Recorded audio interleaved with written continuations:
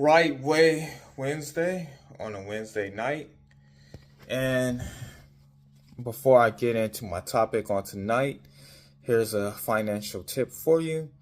For those of you looking for deductions in your taxes, a deduction that you can definitely use is your giving to the church that you actually attend or go to. It's very important that your church keeps their tithes and offerings and basically documents that and gives it back to you at the end of the year, because at the end of the year you can use this as tax deductions on your taxes. You can basically say, hey, I gave to this church and this was a charitable giving. But as for my topic on tonight, I will be dealing with the movie The Messenger and The Message. And this is a free movie that you can watch on Tubi. Okay, so I watched this movie, The Message and The Messenger. This was definitely a good movie.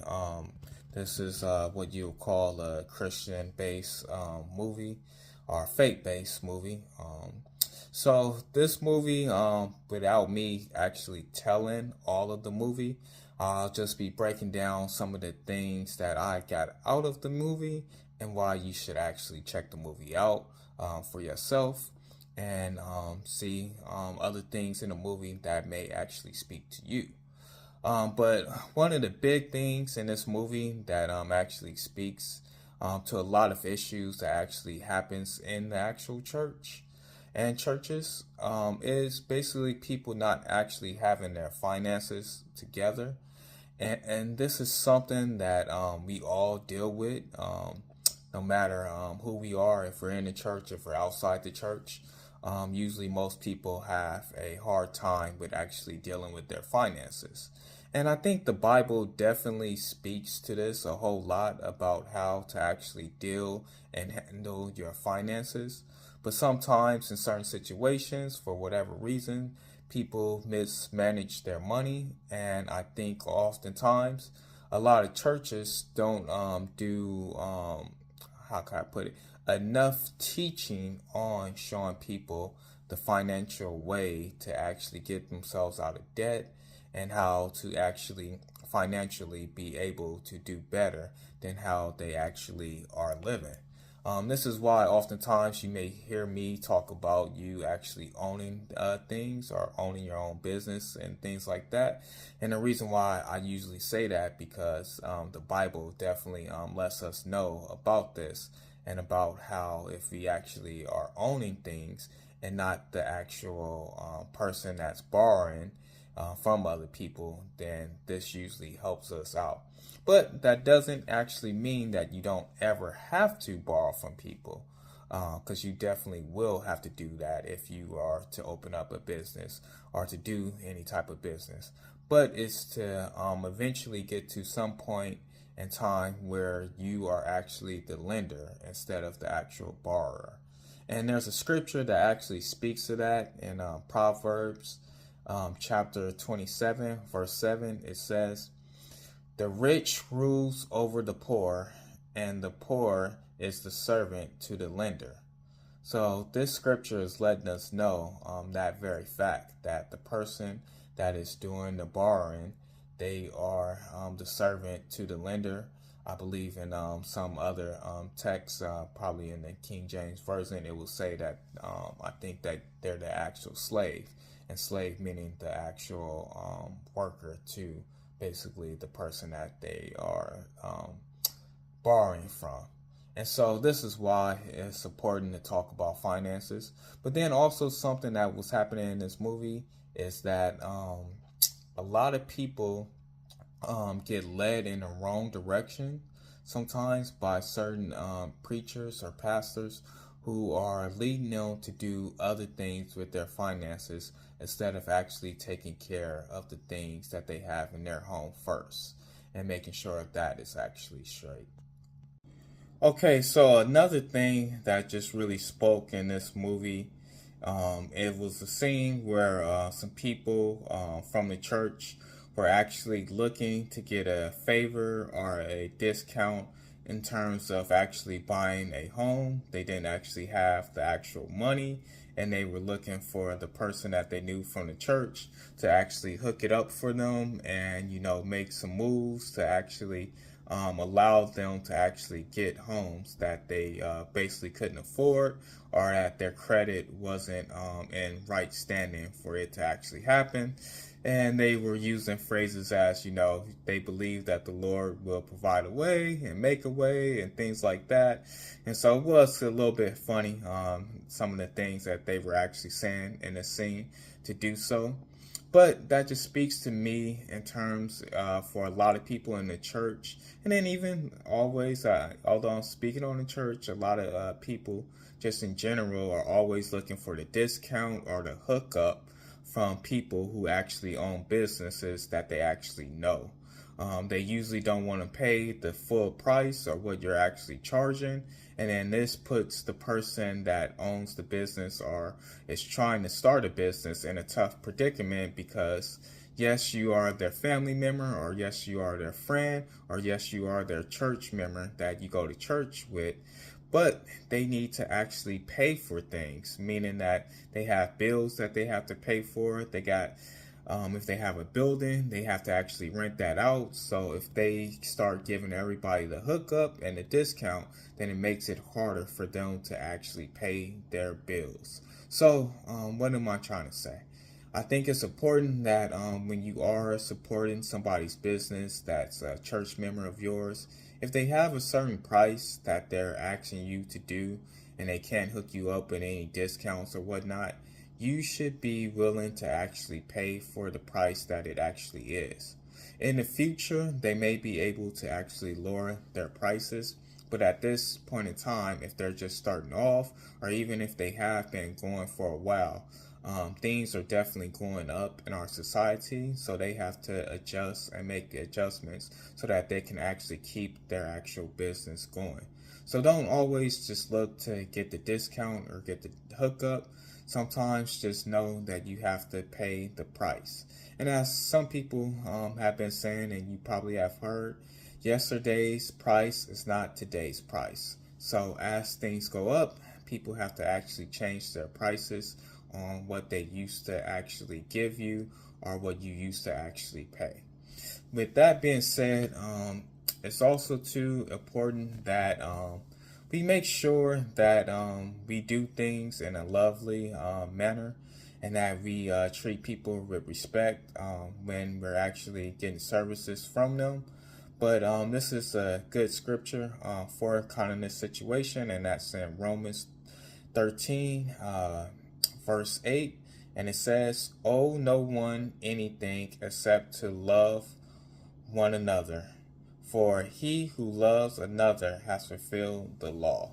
So with that being said, if you pay people what they actually ask and what they're asking you to actually pay, then you can continue to do this and actually love each other and not feel like you have a beef with each other because you weren't willing to actually pay their price, or that you actually felt like their price is too high and that you deserve a discount.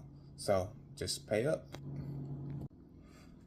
All right, so also a big thing in this movie is talking about the prosperity gospel. And for those of you who may not be familiar with that, that is where your preacher, your reverend may be talking about giving and basically getting you to give as much as you can give. Hey, saying, hey, if you give this amount of money, then God is going to bless you even more. Give to the prophet so that the prophet through can bless you through that, and basically you will have more in abundance by you actually blessing the prophet or by you blessing the preacher. Put the money at the preacher's feet, and as the preacher walks around this money, it's going to bless you even more, and it's going to come back to you tenfold. So things like that and other things, maybe prosperity teachers would actually teach, and they will teach you about tithing, which there's nothing wrong with actually tithing, but they will let you know that if you don't tithe, then this is the reason why, things are going bad and in your situation, these are the reason why you're having trouble in your life, because you're not actually giving. So you need to start giving, and once you start giving, God will start giving back to you and blessing you. Now, with all that being said, I usually tend to go against that, even though a lot of people teach that. And then there are some truths about, you giving and then things being given back to you. But I don't think that you necessarily need to always be just giving money and just the money blessing you. Because if you think about it, there's a lot of rich people out there who have money and do a lot of weird and crazy things that God is not actually pleased with. So if they come in and they give more than 10% of their earnings, then basically does that mean that they're going to just get blessed just because they're doing all these things, and that as long as they just keep on giving, then they good? I think that is not the correct way to be, because they still need to actually change as well. There is a scripture where Jesus came across a rich young ruler who basically he didn't have to actually, he said that he kept all the commandments. And so then after that, Jesus was actually happy, and he actually smiled about this, knowing that this guy was able to keep all of the commandments. But then the thing that happened was Jesus told him, like, go and sell all your possessions to the poor and take up your cross and follow me. And he couldn't do that because of the love that he had for his actual money and what it actually brought to him. And so with that being said, a lot of rich people can possibly go without sinning and doing things and completing the 10 commandments just because they have so much money that it doesn't move them to possibly do certain things. But still, in all, they have to actually follow Jesus Christ. And when that happened to this rich young ruler, he didn't want to do it, and he didn't want to give up all his possessions. And so this is why it's important that in 1 Timothy chapter 6, verse 10, it tells us, for the love of money is the root of all kinds of evil, for which some have strayed away from the faith in their greediness and pierced themselves through with so many sorrows. And so this is what basically happened to this guy. Because of the love that he had for his possessions and his money, he didn't take up his cross and actually follow Jesus. And so in this movie, it talks about basically, and you will see different things in it where they're speaking about, hey, you need to basically give, and God is going to bless you even more. And I just think that oftentimes this is not the right way to actually go with telling these things to people, because sometimes people will give their all into the church or into what's actually going on, and then they can't pay their rent, they can't pay their car notes, they can't take care of things in their own homes. So be careful of that. Okay, so lastly, one of the scenes that kind of spoke to me and will probably speak to you is there was this scene where there was a family that was actually going through some financial issues and some struggles, and they needed some help with some money, and they were going to the church to actually get some money and get some help. And as they were in this meeting, basically the church representative was looking over and said, hey, we kind of noticed that you haven't given and you haven't been actually given to the actual church. So basically breaking down that you ain't been putting nothing into the pot, but you are coming to the church wanting the church to actually help you out. Now, this is a sticky situation because I could see both sides of this actual scenario, meaning the person that is in need, they've been attending church. And I can weigh this in, I guess, in two different ways. Meaning if there's a person that maybe they don't give a whole lot, but they give in service, meaning that they're helping out with ministry work and helping out with other things in the church, then I can see where the church may be willing to say, okay, we know that you've been going through these financial issues, so we can go ahead and hook you up. We know that you give a little, but you're not able to give a whole lot, so we go ahead and hook you up. But then on the other side, if you're just a person that is actually just coming in and you're getting the word, not to say, and the word is definitely free, but you just coming to church and you're going, and basically now you're in some financial struggles and issues, and now you're leaning on the church and hoping for them to help you out, but you don't really actually help out in the church. I can see where they may feel a little bit thrown back by that and say, well, should we actually help them out? And in the movie, he kind of goes into this because there's always going to be other people in the church that actually may fall on hard times too. You got several different people that come to churches and are members of the church.